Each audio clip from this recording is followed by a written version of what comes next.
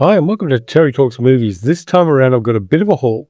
Some of it I picked up myself, some of it was sent from the other side of the world. All the movies are interesting. I'm also going to do a little bit about the other things I've been watching, which I'll put up on my letterbox. And here's the link to the letterbox. And you can just watch what I watch when I watch it, if you're so inclined. So let's get started with an interesting film. Now, this month, as all good people know, is Pride Month.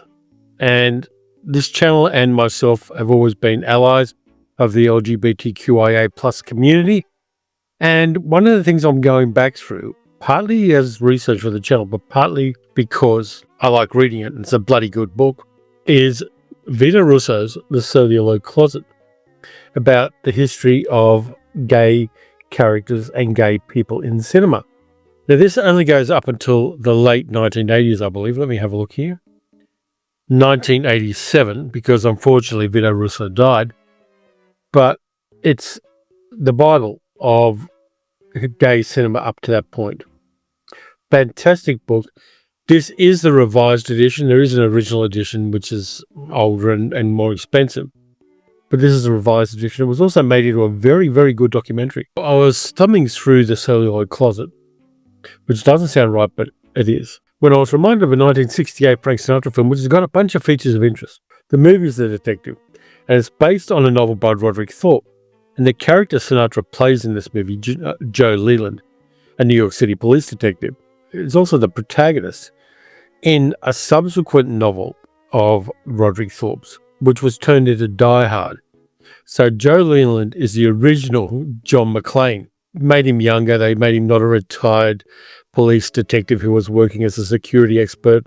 The novel's a nice read. If you want to read the original source for Die Hard, Roderick Thorpe's novel is a banger. And a lot of the really good set piece scenes from Die Hard actually appear in the original novel. But I watched The Detective. So The Detective and The Celluloid Closet match up because this appears in The Celluloid Closet. Joe Leland, the police detective played by Sinatra, is investigating the murder and mutilation of a rich gay man in New York City.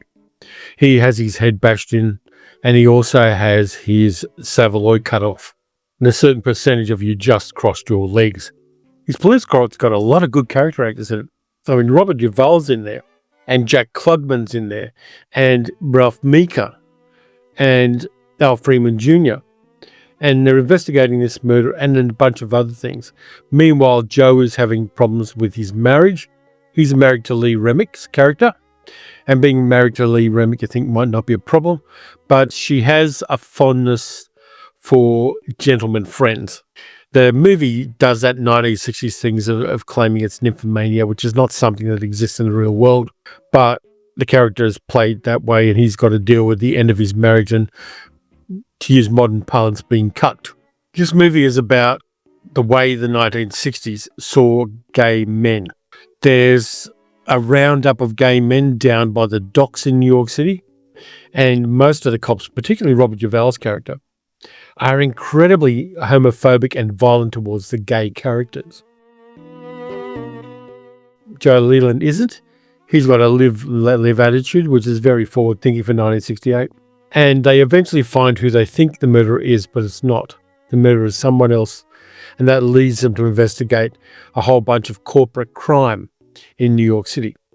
But the downside to this really is the fact that the three main characters who die are a gay murderer, a gay victim, and a wrongfully accused gay man who goes to jail and gets executed for the crime.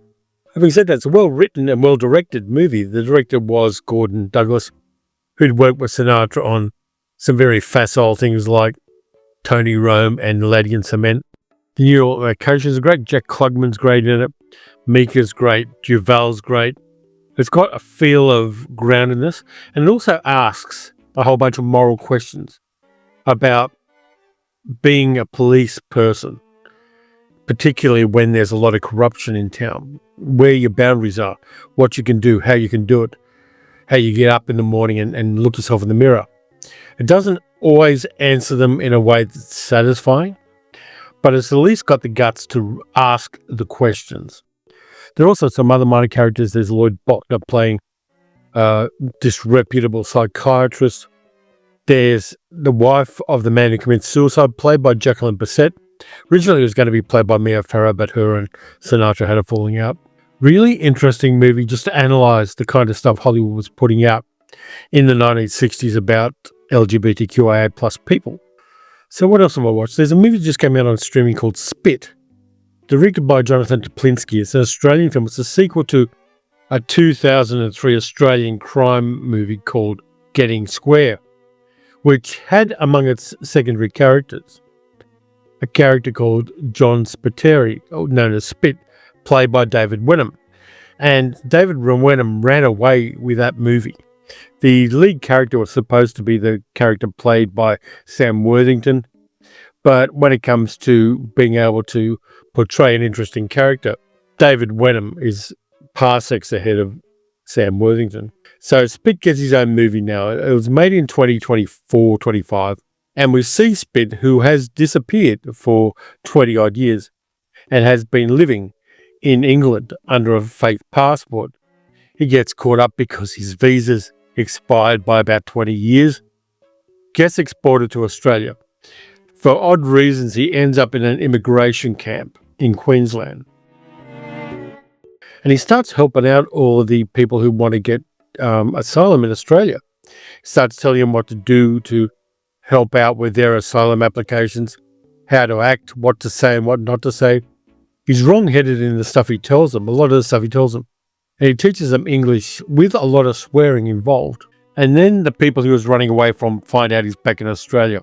A guy called Chicka, played by Gary Sweet, and a very corrupt policeman called Arnie DeVeers, played by David Field, find out that he's back. And they want him deeply underground. So Spit and a few of his old mates, and also his immigrant mates, start trying to keep him alive, basically. Fantastic character played by David Wenham. He's a former heroin addict. He's a heroin addict in the first film, but he gets off the smack in the 20 years since. He suddenly has to look after his nephew because his sister dies, and he has to get his shit together. Fantastic character. There's some beautiful moments in this. Very funny as well, because Spit habitually wears shorts and a pair of thongs, which some people call flip-flops for some reason. And he's a likable character, but he's also pretty much messed up in the head because of his history of substance abuse. It's a nice little film, like the first one was. This one doesn't have Sam Worthington's character in it. It doesn't have Timothy Spall playing his friend Dabba anymore, because they kill off that character and his wife, played by Helen Thompson, takes over the business. Gary Sweet plays a good criminal. David Field plays a good criminal. It just works. And if you want to see it back to back with Getting Square, they're not too hard to find around the place. And they're both fine, lowish budget, very well written, very well acted, very well directed crime flicks, which I think you should check out. Also watch the latest Statham joint, A Working Man, where he plays a guy working construction who goes to rescue his friend's daughter who's been kidnapped by a bunch of Russian mafia guys. It's kind of like generic Statham versus minor characters from John Wick, but it works. The action scenes work, the fight scenes work.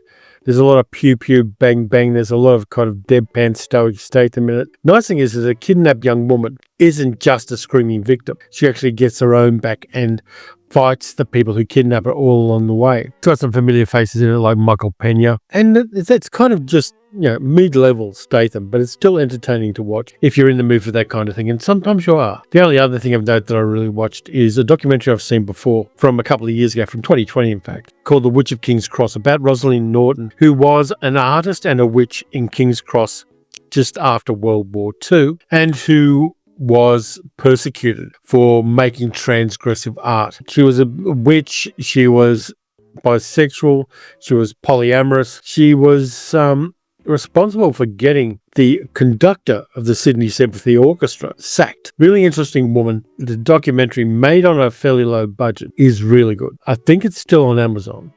But if you can see The Witch of King's Cross, you're going to find out a lot about 1950s Australia. And it's about a very interesting woman who, had she lived in later decades, would have been celebrated rather than persecuted. So I've got a bit of a haul here, some of which I've talked about on the live stream, but not everybody watches the live stream, so I thought I'd talk about them. Did the buy one, get one free at JB Hi-Fi, which was a big festival for movie buffs here in Australia over the last month. And I'll just do two of the movies that I got because they're both bangers. In one case, literally. Picked up Mikey Madison in Anora, Fantastic film. Small, but cinematography is great. The acting is great. The story is great. The characters are great. The direction is great. Fantastic movie. I highly recommend you check it out if you haven't. It's going to be one of those flash in the pan movies that everybody's going to talk about for a year. And then when the next movie that everybody's going to talk about for a year comes out, they'll talk about that one for a year. I'm glad I got a copy of Anora on 4K. The price difference was absolutely zero because this is the one I got for free. When I bought The Core, one of my favorite vulgar pleasure science fiction movies from the early 2000s, which finally came out on 4K, so I upgraded from my Blu-ray, and I'm gifting my Blu-ray to somebody. I haven't decided who yet. Good fun. This is the kind of movie that I'm going to really enjoy on 4K. Has it got HDR? It doesn't say it's got HDR, but it doesn't matter. Getting a movie like this, which I'm going to rewatch every year or two, without fail, on 4K, is just exactly what I want to do and exactly where I want it to be in my collection. Then I went down to one of my cheap second-hand places, and for $5 I got Milos Forman's Amadeus, which I haven't watched since it came out in cinemas, but I probably should. I'm going to put this one in my pile because I was planning on doing a month where I only watch art house movies. I'm going to claim that as an art house movie and put it in the art house pile, along with one of those picturesque movies that are all about the imagery. Baraka. Got that on Blu-ray as well. Again, $5 a lot. And then I got a Sylvester Stallone, Burt Reynolds movie that everybody's forgotten about because it wasn't very good. But it seems to be a precursor to F1, the new movie with Brad Pitt coming up. Driven. So I'm going to watch that at some stage. I don't know whether I'll keep it or not. It does depend on whether it's got any entertainment value at all. But I got those three for $5, which was a good deal for me. I did it on one of my walking vlogs on the other channel. Friends of the channel, Richard and Carol in Dover in the UK, sorry, I should say England, I don't believe in the UK, sent me a package of things they picked up for me in thrift stores, op shops, whatever you'd like to call them, in their part of the world where the White Cliffs are. So they sent me a few movies, and some of them will be impossible to get here in Australia. Some of them you could, but some of them are going to be near impossible to get. Among which is a Will Hay double bill, Convict 99 and Oh Mr. Porter. Will Hay was a comedian in the 1930s, around the time George Formby was doing his stuff, where mostly he played schoolmaster characters. And he was quite popular in movies at the time. I've already watched Convict 99, where he plays a schoolmaster who accidentally gets to be the governor of a prison full of hardcore criminals. He takes the same approach to handling criminals as he did students. They win a soccer pool and get a lot of money, and they kind of upgrade the services for the criminals, who all end up being better people. It's a very funny movie. And the other one's Oh Mr. Porter, where he plays a railway clerk in a country railway who gets up to shenanigans. Will Hay's a kind of forgotten comedian for a lot of people of the 1930s, but I watched the first one and it was amusing. It was a bit of fun. It had some very sly verbal humor in it, and it didn't go in any direction I thought it would. It's anarchic, it's fun, it's silly, it's enjoyable as hell. And the nice thing about these is one disc per movie. As I said, almost impossible to find here in Australia unless you suddenly troll through eBay or something. It's not going to be selling on shelves anywhere here. And I'm glad I got it, and thank you very much to Richard and Carol for sending it. They also sent me more. The Romans Bring a Mrs. Stone with Vivian Leigh and Warren Beatty as a gigolo, directed by Jose Quintero, based on a novel by Tennessee Williams, which I've got up on the shelf somewhere. Kind of saucy for the early 1960s. Older woman, younger man, gigolo. That kind of stuff didn't play well to some audience, but it played well to female audiences, for reasons best known to their marital relationships. Haven't seen that one yet, but I want to watch it. Then we got the Eric Sykes collection. If you go down to the Woodstay, Rhubarb, The Plank, which I have seen, Mr. H is Late, and It's Your Move. A bunch of, I think, small films starring Eric Sykes, a comedian who was married to Hattie Jakes. Very funny guy. The guest stars on these small films: Tommy Cooper, Sylvia Sims, Jimmy Edwards, Rula Lenska, Joanne Lumley, Roy Kinnear, Spike Milligan, and many, many others. It's all on one disc, but I'm going to go through that and enjoy it because Eric Sykes had a very interesting, odd comic persona. So I haven't seen any of those except The Plank, which was released on a single disc here in Australia. But I'm going to enjoy those as well. Then they sent me something which is definitely going to be on my art house month, which I haven't seen because I'm a gutter snipe. The Three Colours Trilogy, Krzysztof Kieslowski's The Three Colours Trilogy. Haven't seen them. I know a tiniest bit about them. There's also an extra disc with a 1994 documentary called I'm So-So. It's a filmography of Kieslowski's movies. So I'm going to put that aside and I'm going to watch it along with Baraka and Amadeus in that month I'm putting aside for just watching art house films. Then we got some stuff that is really not in any single way art house films. The Great Western Collection box set 3 with 6 westerns in it.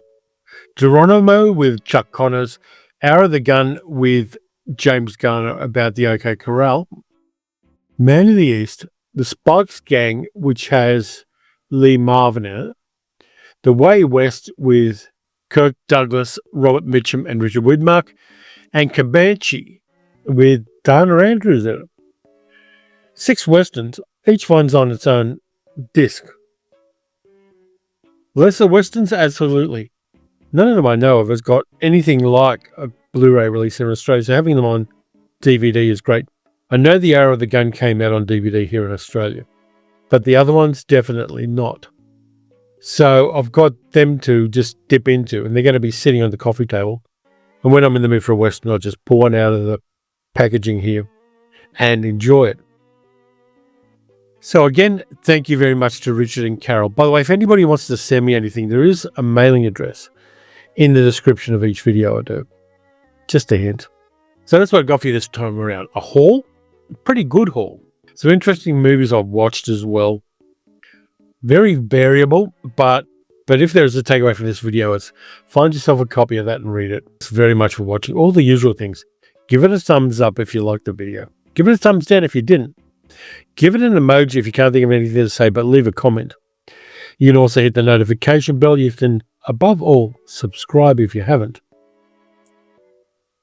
And if you're truly among the angels on earth, you can also support the channel by becoming a channel member or by becoming a patron at patreon.com/TerryTalksMovies. Next up, I've got the Wednesday video, and I'm pretty sure I know what I'm doing for that. Tomorrow, if it's not raining, I'm going to go for a walk because I've got this project in my other channel where I'm walking all the way from Werribee, near where I live, into the middle of Melbourne by following all the train stations and the train lines. And each step of that takes me about 5 or 6 kilometres.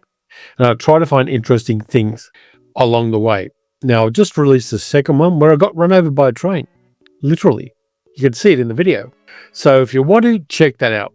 So, until next time, watch some good movies, watch some bad movies. Watch some art house movies. And I'll catch you next time.